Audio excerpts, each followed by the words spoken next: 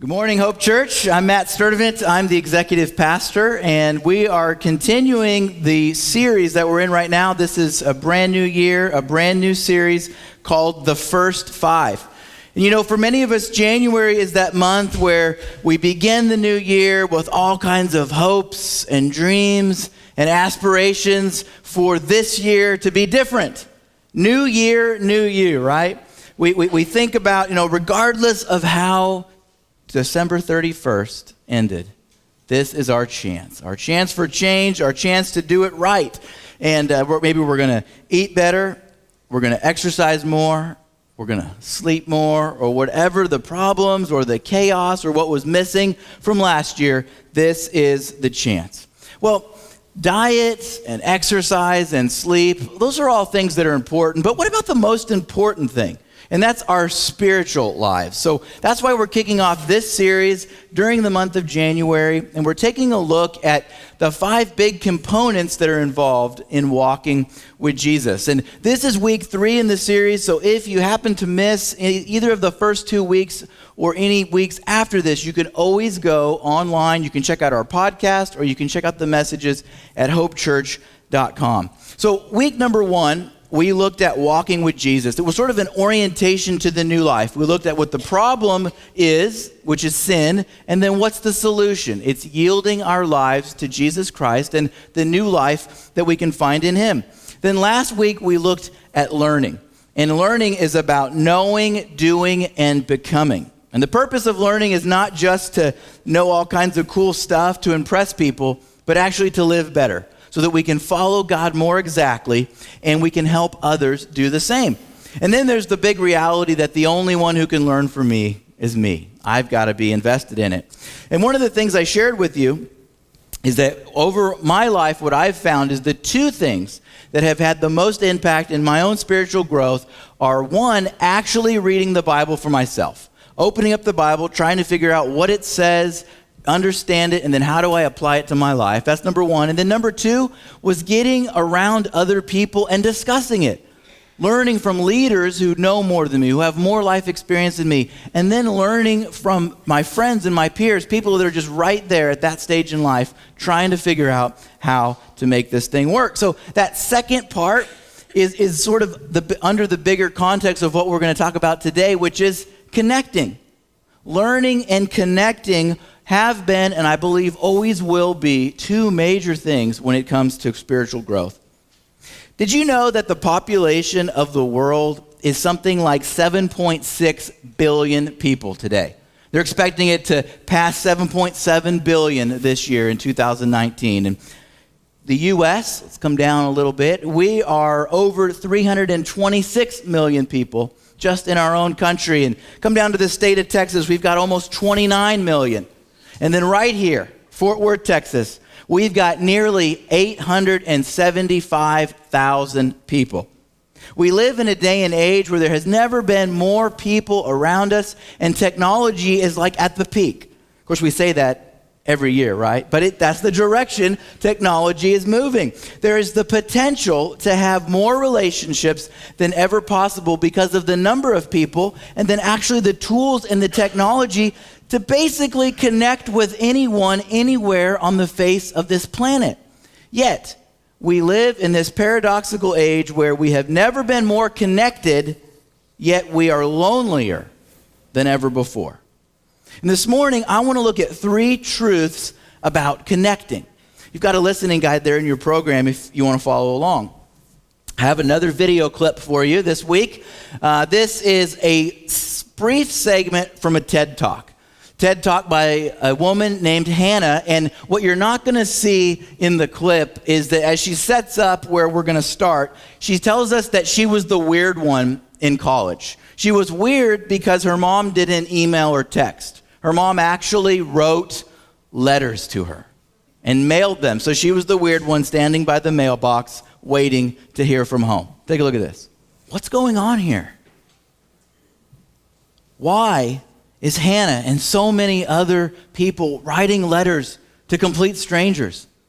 And more importantly, why are these complete strangers' lives so deeply touched by this letter? She says it gave them a reason to wait by the mailbox. What's going on here? It's the same reason that why about this time last year in the UK, they appointed this woman, Tracy Crouch, to be the first ever minister of loneliness. And of all the things that go into government offices and the reports and this and that, there is this 84-page document called A Connected Society, a strategy for tackling loneliness, laying the foundation for change. It's the same reason that the Urban Dictionary now has this in it: crowded loneliness.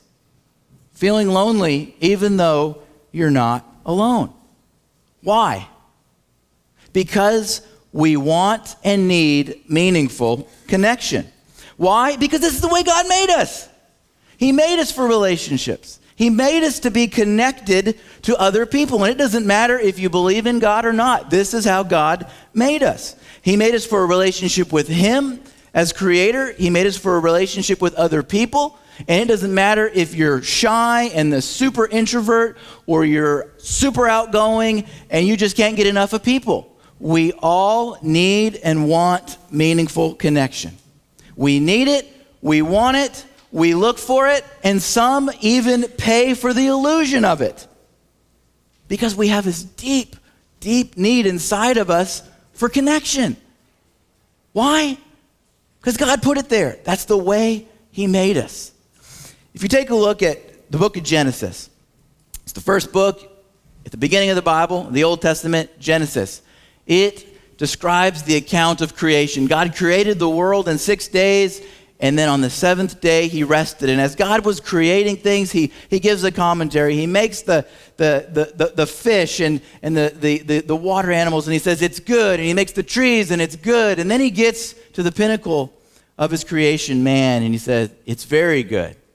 But then just a little bit later, Genesis 2:18, then the Lord God said, "It is not good that man should be alone. I will make him a helper fit for him." From the very beginning, we see the importance of connection and of relationships. God didn't just create Adam and give him everything he needed. He connected him to another person. That's how God created it. That's how He designed it. We want and need meaningful connection. It's kind of like the relationship between your car and oil. Oil doesn't make your car go, but your car won't go very far without it, right? Connection isn't the only thing in life, but without it, we're just going to stumble through life, and it's not going to be all that it could be if we don't connect with God and we don't connect with other people. So connection is part of the way that God has designed us. It's also part of the way that He designed the church, those who follow Jesus. And the book of Acts is the account of sort of the birth and the expansion of the early church some 2,000 years ago. And chapter 2, it begins when the Holy Spirit comes upon the followers of Jesus, and all people are from all over the place there in the city for Passover, and they're like, what's going on here? I'm hearing like the gospel in my language, and what's going on? And then Peter says, hey, nobody's drunk here, okay? It's early in the morning. And then Peter begins telling them about Jesus, and a revival breaks out, and we see in Acts 2:41 and 42. So those who received His word were baptized, and they were added that day about 3,000 souls. 3,000 people became followers of Jesus that day. And they devoted themselves to the apostles' teaching and fellowship, to the breaking of bread and prayer. Interesting how in Acts 2:42 we see these two components: learning, the apostles' teaching, and connecting, fellowship. What we find is that 2,000 years ago, it was vitally important to the beginning and the expansion of the church, and it's just as important today for our own personal spiritual growth and the growth of the church today. As we read the Bible's full of pictures and images, and we get these different word pictures. And as we look at the New Testament, we see 4 images, word pictures of the church and the relationship of this connection. We see a building being used, where like we're built one upon one another like bricks. You know how bricks are connected, so you get a wall. That's one picture we see. Another one is the body. We see this in several places in the letters in the New Testaments, where we're connected together like a body. Here's my hand. I got a finger, I got a hand, I got an arm, it's connected to my shoulder. That's how we're connected. There's also the image of a family, is that we're adopted into the family of God, those of us who are followers of Jesus. And, for me, I kind of think about this as like we have this common DNA, which is following Jesus. And I don't know about you, but you might have some people in your family who you don't look like them, but you got common DNA with them. So that's another one of these word pictures. And then the fourth one that we find is the vine and the branches. We looked at that 2 weeks ago. Jesus is the vine, we're the branches. If we're going to grow, we've got to be connected. If we're going to bear fruit, we've got to be connected. So connection is so important. We want and need meaningful connection. And it happens vertically with God. Think about this for a minute. It happens vertically through reading our Bible and praying. Reading our Bible and praying. It's this vertical connection that we have with God. And then it happens horizontally with others through teaming together on mission and then just slowing down to do life together. We want and we need meaningful connection. The next truth about connecting is that there are many advantages in connecting. Motivational speaker and author Charlie Tremendous Jones is known for his quote, "You'll be the same person 5 years as you are today, except for the people you meet and the books you read." Again, we see the importance and the connection between learning and connecting, having an influence on growth. And as we meet people, as we connect with them, we really have the opportunity for our lives to be touched and changed forever in some circumstances. And I know for me, as I think about connecting with others, I can think of several advantages that I've personally experienced over the years. So I want to share a few of those with you. The first one is friendship. Just friendship. As you connect with others, it's the gateway, it's the doorway to friendship. I want you to picture in your mind your closest, dearest friend. Okay, you got him? Can you remember that there was a point in the past in which you didn't know this person? There was actually a moment that you had a connection with them. And that relationship grew over time into what it is today when you think of them immediately as your closest, dearest friend. So connections can lead to friendships. There's no guarantee that you're going to have a deep, meaningful friendship from a connection, but you're not going to have a friendship if you don't connect with other people. Now, usually there's a process involved in becoming a friend, and the process can basically look like this. It can happen at different speeds, but it looks like this. There's a moment where we have this initial connection, where we meet someone for the first time, and then that moves into an acquaintance. And then a little time goes by, they become a casual friend, a little more time, they become a close friend, and then with some of them, we've got a BFF. We've got a best friend. This process that happens over time. And I love what Ecclesiastes 4, 9, and 10 says about friends. It says, 2 are better than 1 because they have good reward for their toil. For if they fall, one will lift up his fellow. But woe to him who is alone when he falls and has not another to lift him up.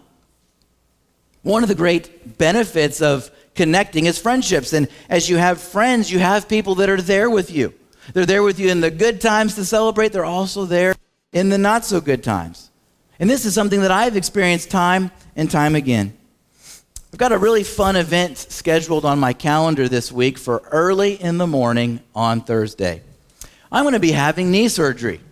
I have an older injury in one of my knees, apparently, and it's just got to be dealt with now because it's been giving me some problems. It should just be a quick 30-minute procedure, but that's what's on the docket for this week for me. Now, I mention this to you for 3 reasons. 1, please pray. Pray for the surgery. Pray for a quick recovery. Number 2, if you were wondering why we were talking about a walk through the Bible New Testament event happening on Saturday and then suddenly we stopped talking about it, now you know. I'm the walk through the Bible guy here, and it's not going to be physically possible to walk through the New Testament the way that it's meant to be done 2 days post knee surgery. But then the third reason I mention this is because I have a number of friends, people that at one point in time, I didn't even know they existed. But over the years, they have become my dear friends. They have reached out to me and asked me, hey, do you need anything? How can we help you? Now, I'll be on crutches for a little while, I'm told, and I hope I literally don't fall down, but I've got people in my life to pick me up if I need that. So if you're new around Hope, I want you to know two more things about friendship. One is you really can find friends among us. You really can. My wife and I have been a part of this church for 17 years now. 2002, we moved here from Southern California. I was working in business. We moved to a new city, a new place, a new church. And over the time, as we've invested in relationships, we have found friends. So you really can find friends here.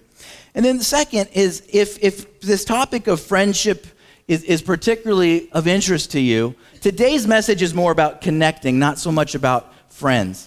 But the Bible has a lot to say about friendships. And I want to point you to a resource. You can go to hopechurch.com/tag. This is going to take you to a message that we did last summer during our Box Office Wisdom series. It's an awful movie, Tag, but it talks about a really important thing, friendship. And in this message, we take an extended look at what the Bible says about friends. So that's something you can check out.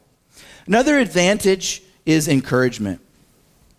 Anybody here want to admit they had a hard week this last week? Raise your hand. All right, look around. I did too. I had a hard week. Who can't benefit from encouragement? Who doesn't want a little bit encouragement in their life? Consider these three passages. And let us consider how to stir up one another to love and good works, not neglecting to meet together as the habit of some, but encouraging one another, and all the more as you see the day drawing near. Therefore, encourage one another and build one another up just as you are doing. Iron sharpens iron as one man sharpens another. As we move through the week, there's just a lot of drag that we experience. Maybe it's from the negativity of what you find on the job, those around you that maybe at school or just what you see and hear in the news. There's nothing positive in the news ever. And it's just all this drag that you feel. We need to be encouraged. We need to be encouraging one another. We need to be encouraging one another in the direction of where Jesus is taking us as we seek to follow him. We want to sharpen the edge of each other to move into the direction that Jesus is leading us. And the great thing about encouragement is this: it's a two-way street. I can be encouraged, but I can also encourage others. And I don't know if you've ever experienced this, but there's been a number of times I've set off to encourage someone. I know they're going through something difficult. They need some encouragement. And then as we connect and as we talk and as we relate, I actually am encouraged in the process. So we were both encouraged through that happening. As we connect, there's another kind of advantage that we find, and that's protection. Proverbs 13:20 says, "Whoever walks with the wise becomes wise, but the companion of fools will suffer harm." And I love the way the Message paraphrase says this last part. It says, "Hang out with fools and watch your life fall to pieces." Don't raise your hand, but some of you are laughing because you've done that. We need protection. 1 Corinthians 15:33 says, "Don't be deceived. Bad company ruins good morals." The truth is that we are always influencing and being influenced as we spend time with other people. This is why we need to spend our time wisely, why we need to spend time with the wise, so that we're being influenced in the right direction. And there's protection in that. One of my favorite summary phrases for what we're talking about here is this: pick your friends, pick your future. Pick your friends, pick your future. This is the reality of what Charlie Tremendous Jones was talking about in his quote. You want to see where you're going to be 5 years from now? Look at the people you're spending time with. And I can be changing and being influenced in the positive or in the negative. So I've got to be wise about who I'm spending time with. And as I am, there is protection there for me. Now, I want to pause for just a moment. I want to speak to the guys. Guys, men, fellas, my brothers, this is really important for us. I know we don't particularly like that word connection, right? We don't need that.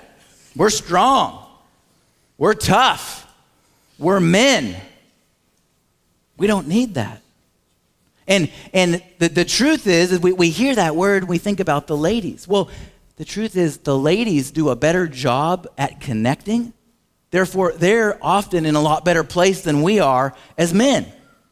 If you've been around Hope for any length of time, you've heard Pastor Harold talk about the challenge of the decades. Last year, I turned 40. And the challenge of the decade of the 40s is stretching and enduring. Sounds like fun, right? And the challenge is to trust God and be faithful amid the increasing and unending stresses of life. Guys, I haven't even been in my 40s for a full year yet, and I'm here to testify the truth of that. If you're in your 40s and you can testify, let me hear it. All right. The truth is we need to connect with others. We need it more than we care to admit, and we need it more than we even realize. We need encouragement as we press on. We need the protection that the pack can give us so that we don't blow up our lives, so we don't make stupid decisions, which, guys, we're prone to do that, right? We don't want to blow up our marriages, our families. We don't want to ruin our careers. We don't want to ruin the personal ministries that we have. And I am so grateful that I have a group of guys in my life who I can be open and honest with. And they can point out blind spots, which, guys, we all have them. We don't see them. That's why they're called a blind spot. You need other guys in your life to point them out to you so you can see them. And I know that these men in my life, that they will come and they will grab me and they will drag me back in the right direction if I start veering off course. We all need that. This gives the band of brothers whole new meaning. There's something about just that series and that idea that draws us and it connects with us deeply. This is why we want and we need connection. We've got to have it. Guys, if you're in your 40s or if you're in any decade for that matter, this is what I desperately want for you if you don't have it. You've got to be connected, and there's protection in that. Another advantage is direction. Proverbs 19:20 says, "Listen to the advice and accept instruction that you may gain wisdom in the future." If you're not connected to other people, it's kind of hard to do this one. You've got to have people in your life. You've got to have people who know you and people who trust you. And then you've got a last blank here. This is kind of the choose your own adventure blank. What's an advantage that you've experienced? One I haven't met. You go ahead and write your own in. If something comes to mind, write it now. If something comes to mind later, you can fill in that last blank with how have you been benefited and what has been the advantage of connecting in your own life. So the first truth about connecting is that we want and need meaningful connection. The second truth is that there's many advantages. The third truth is that connecting comes with challenges. You got to pay to play. You heard that before? If you want the advantages, the price are the challenges. Last week, I told you the only one who can learn from me is me. So the only one who can learn from you is you. The same thing is true about connecting. The only one who can really connect for me is me. The only one who can really connect for you is you. And as a church, we can provide all kinds of opportunities for you. We can provide groups, we can provide events, we can provide teams, you name it. But as the organization of Hope Church, all we can do is provide you with the opportunity. You, me, we all have to do something. We have to take the initiative to take advantage of the opportunity that's been set before us. Right now, we're in the middle of group signups.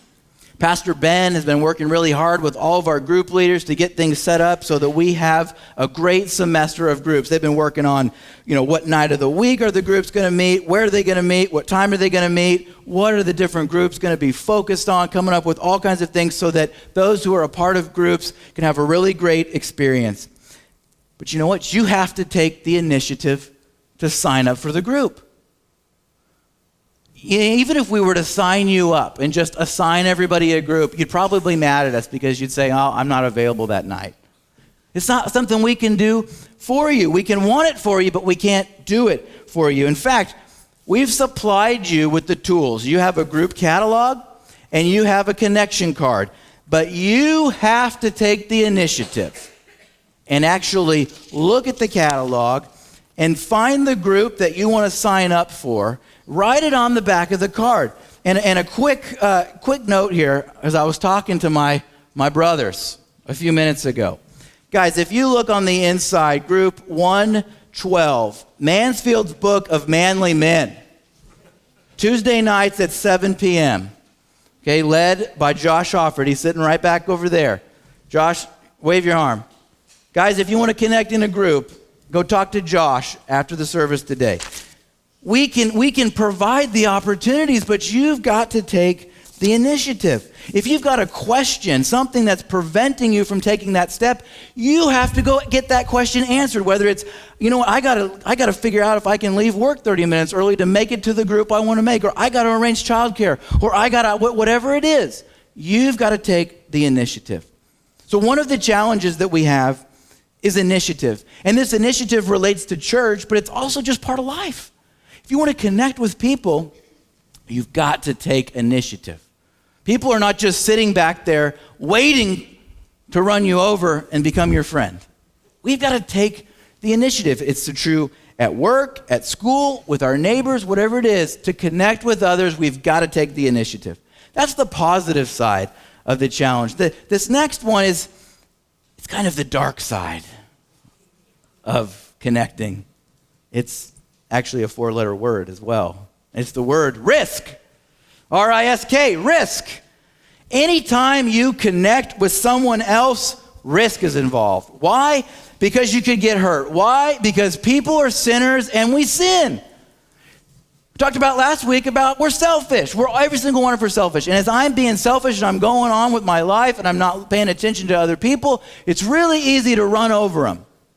Not even knowing it, not intending to hurt them. It just happens. It's part of life, and we've got to risk. And if you don't risk, you're going to miss out.